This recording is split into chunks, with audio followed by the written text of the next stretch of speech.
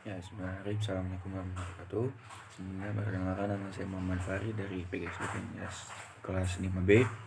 Di sini saya akan menjelaskan tentang kedaruratan medis 5, yaitu tentang pendarahan, shock, dan cedera pada tulang rangka. Kenapa di sini saya akan menjelaskan khusus untuk pendarahannya saja gitu. Nah, kita langsung saja.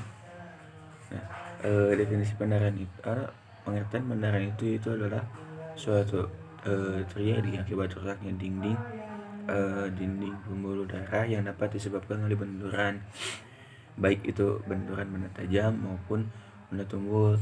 Nah, selain itu juga bisa bisa juga disebabkan oleh penyakit yang menyebabkan pendarahan.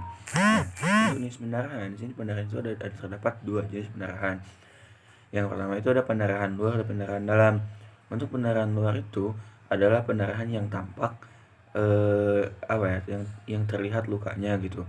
Nah, dan juga mengeluarkan darah gitu.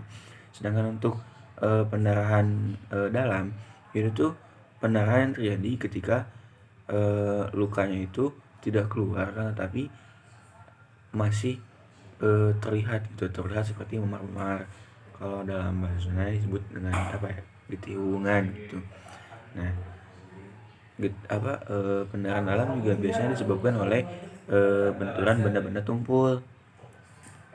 Nah, ini juga ada eh, apa pembagian pendarahan gitu. Yang pertama adalah pendarahan arteri. Nah, pendarahan arteri atau pendarahan nadi ini biasanya itu darah yang keluarnya itu memancar gitu, jadi keluar dengan deras. Nah, lalu juga seirama dengan denyut nadi. Nah, saya itu warna darahnya itu cenderung merah terang gitu. Nah, selanjutnya ada pendarahan balik atau pendarahan vena. Nah, biasanya darahnya itu keluar mengalir gitu. Nah, dan darahnya juga berwarna gelap. Nah, di sini juga ada pendarahan kapiler atau pendarahan rambut. Nah, biasanya untuk pendarahan kapiler ini darah itu keluar merembes dan darahnya juga cenderung berwarna gelap. Lalu bagaimana sih untuk melakukan pertolongan kepada orang yang mengalami pendarahan? Yang pertama, kita harus menggunakan APD agar tubuh kita juga steril ketika menolong orang yang mengalami pendarahan gitu kan.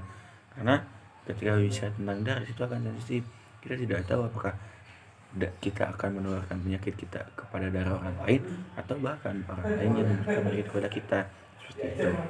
Nah gitu, jangan pernah menyentuh mulut, hidung, mata serta makanan sewaktu memberikan perawatan gitu, buang. Karena ditakutkan ada bahan-bahan yang atau zat-zat yang terkandung dalam darah orang yang mengalami pendarahan tersebut. Lalu selanjutnya adalah kita harus bisa untuk mengendalikan pendarahan luar. Apa maksudnya mengendalikan pendarahan luar itu? Yaitu dengan cara melakukan TET, yaitu tutup, elevasi, dan tekan jalur aliran darah. Nah gitu. Lalu bagaimana untuk menutup pendarahan itu? Jangan pernah menggunakan kain kotor untuk menutup pendarahan. Lalu kita harus seperti apa?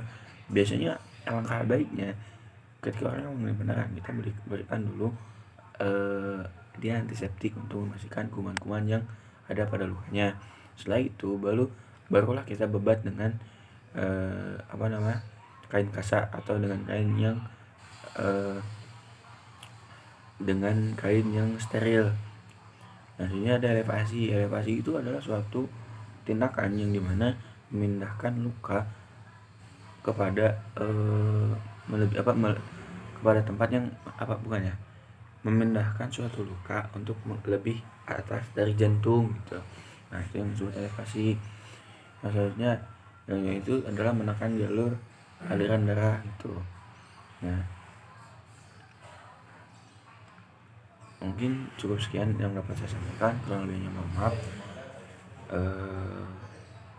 Mohon maaf apabila ada salah kata. Assalamualaikum warahmatullahi wabarakatuh.